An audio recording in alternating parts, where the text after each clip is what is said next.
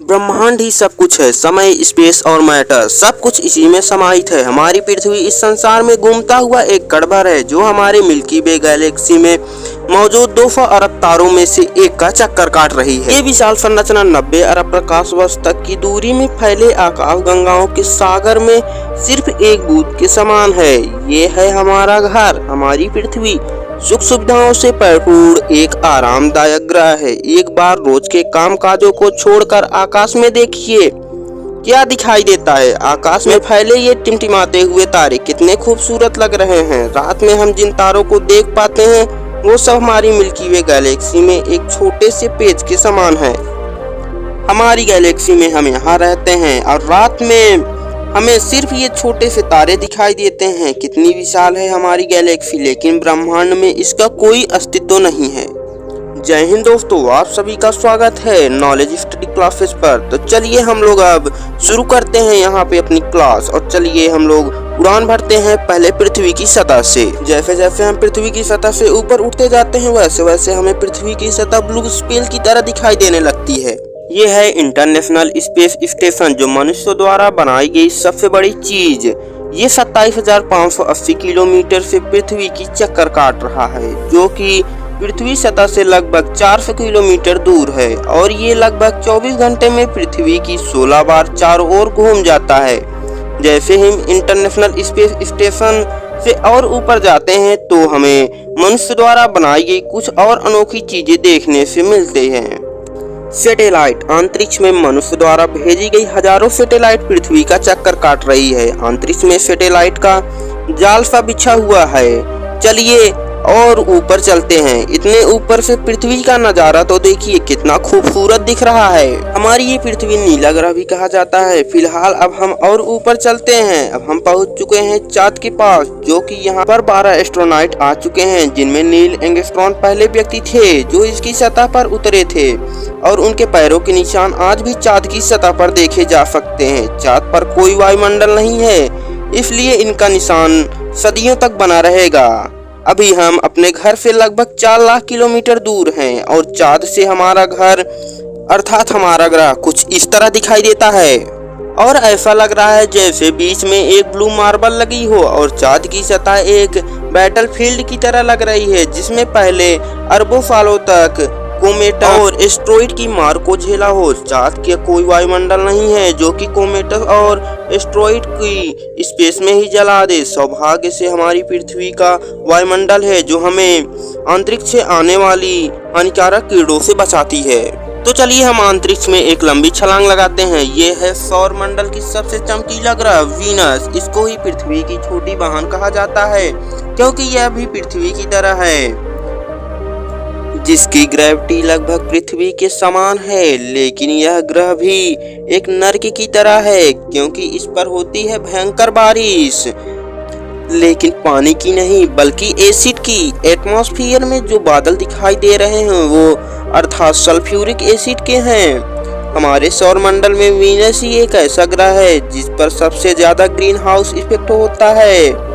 सूर्य की गर्मी यहाँ पर आती तो है लेकिन वापस नहीं जा पाती। कारण गर्मी इसके एटमॉस्फेयर के अंदर ही एस्ट्रॉप होकर रह जाती है। यही कारण है कि शुक्र ग्रह हमारे ग्रह में सबसे ज्यादा गर्म माना जाता है। इसकी सतह पर काफी ज्यादा मात्रा में ज्वालामुखी मौजूद है, जो इस ग्रह को और भी ज्यादा खतरनाक बनाते हैं। इस एंग्री प्लानेट पर कुछ भी सरवाइव नहीं कर सकता है। चलिए अपनी जर्नी को और आगे बढ़ते हैं। तो सूर्य के सबसे पास ग्रह मरकरी, इस पर धरती हमारी चंद्रमा की तरह दिखाई देती है, जिस पर बड़े बड़े गड्ढे मौजूद हैं। दिन और रात के समय तापमान में बहुत ज्यादा डिफरेंस रहता है। रात के समय इसका टेम्परेचर -170 डिग्री सेल्सियस पहुंच जाता है, तो वहीं पर दिन के समय 470 डिग्री सेल्सियस को भी पार कर जाता है। चलिए आगे बढ़ते हैं।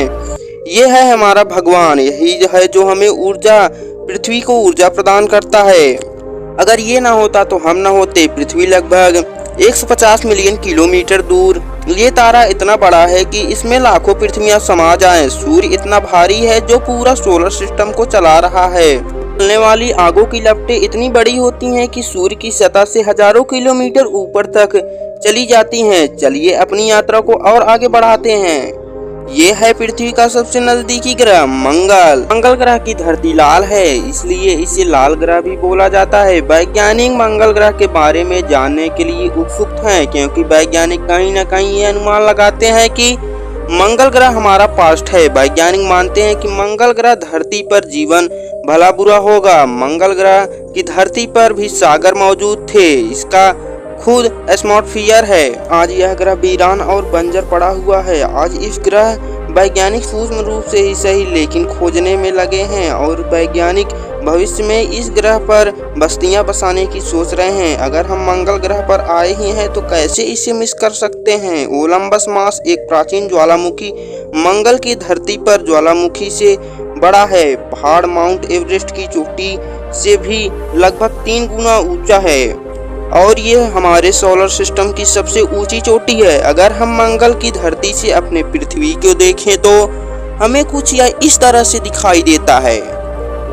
अब हम आगे की यात्रा थोड़ी डरावनी करने वाले हैं, क्योंकि अब हम एस्टेरॉयड में प्रवेश कर रहे हैं, क्योंकि हम बृहस्पति में प्रवेश कर रहे हैं, और हमें मौजूद बड़ी बड़ी और विशालकाय चट्टानें हैं जो कि सूर्य के चारों ओर घूम रही हैं। इस एस्टेरॉयड में इतनी बड़ी बड़ी चट्टानें, अगर ये सब आपस में मिल जाएं तो इनसे एक बड़े ग्रह का निर्माण हो सकता है। इस बेल्टस में इतने बड़े एस्टेरॉयड मौजूद हैं कि इस पर एक बड़ा शहर बसाया जा सकता है। जैसा कि हम जानते हैं कि 405 बिलियन साल पहले हमारे सौर मंडल में ग्रह बने, लेकिन एस्टेरॉयड बॉल में मौजूद मलबा जैसा का तैसा रह गया। एस्टेरॉयड बॉल में मौजूद मलबा एक प्लैनेट बन गया था, लेकिन एक बड़ी शक्ति ने इस मलबे को एक प्लैनेट नहीं बनने दिया, और वो शक्ति थी जुपिटर। जुपिटर की हाई ग्रेविटी ने एस्टेरॉयड बॉल नहीं बनने दिया। जुपिटर हमारे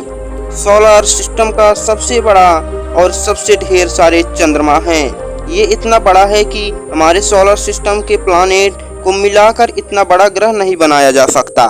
जुपिटर का यह रेड स्पॉट लाल धब्बा सदियों से चला आ रहा है। ये एक विशाल तूफान है। रेड स्पॉट इतना बड़ा है कि इसमें 3 पृथ्वियां आ जाएं। जुपिटर एक गैसीय प्लैनेट है, इसलिए इसकी सतह पृथ्वी की सतह से ठोस नहीं है। अगर हम जुपिटर की सतह पर उतरे तो खड़े नहीं हो सकते, बल्कि इसकी सतह में हम धंस जाएंगे। जुपिटर जितना वायलेंस और विनाशकारी है, वहीं इसके चंद्रमा जीवन के लिए सिद्ध होते हैं। जुपिटर के दर्जनों चंद्रमाओं में से एक है यूरोपा, पूरी तरह बर्फ की चादर से ढका हुआ है। वैज्ञानिक मानते हैं कि यूरोपा ऊपर से जमे हुए बर्फ के नीचे पानी तरल रूप से मौजूद है। इस पर पानी का होना जीवन के होने की संभावना को बढ़ा देता है। हमारे सोलर सिस्टम में बृहस्पति के चंद्रमा यूरोपा में जीवन होने की संभावना मानते हैं। हमारा अगला पड़ाव है हमारे सबसे खूबसूरत प्लैनेट शनि। शनि ग्रह छल्ले इसकी सुंदरता में 4 लगा देते हैं, जो इसकी सतह में लाखों किलोमीटर ऊपर तक फैले हैं। शनि ग्रह को अपने सोलर सिस्टम का ताज माना जाता है। इस शनि ग्रह का एक चंद्रमा टाइटन इसका खुद का एटमॉस्फेयर है। इस पर हवा है, बारिश होती है, यहाँ तक कि इस पर ऋतुएं भी बदलती हैं। इस पर नदियाँ और सागर मौजूद हैं, लेकिन पानी नहीं, बल्कि लिक्विड के सागर और पानी मौजूद हैं। अगर हम इस नेचुरल गैस को पृथ्वी पर ला पाएं, ये इतनी ज्यादा है कि हजारों सालों तक हमारे शहरों को रोशन कर सकती हैं। वैज्ञानिक अनुमान लगाते हैं कि अरबों साल बाद जब सूर्य गर्म होने लगेगा और जब रेड ज्वाइंट बन जाएगा, तब टाइटन रेड ज्वाइंट में होगा। उस समय टाइटन पर पृथ्वी जैसी समस्या मौजूद होगी, इसलिए वैज्ञानिक टाइटन को पृथ्वी का भविष्य मानते हैं। तो चलिए दोस्तों, इसी के साथ हम लोग अपनी क्लास समाप्त करते हैं। आप कमेंट में यह जरूर बताइएगा कि आपको यह वीडियो कैसी लगी है। जय हिंद दोस्तों।